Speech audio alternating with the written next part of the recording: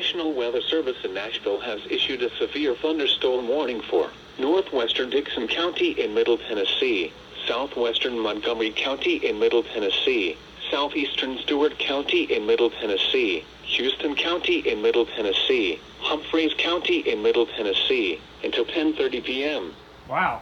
At 9:56 p.m., severe thunderstorms were located along a line extending from near Dover to near Tennessee Ridge to 10 miles east of Springfield, moving southeast at 35 miles per hour. The storm does have a history of producing damaging wind gusts. Expected hazards include 60 miles per hour wind gusts. This is a radar-indicated threat.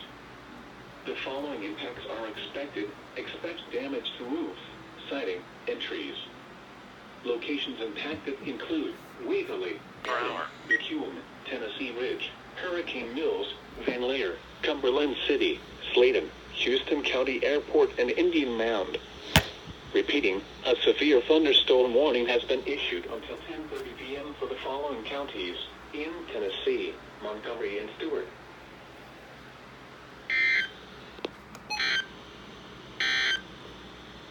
Taking a look.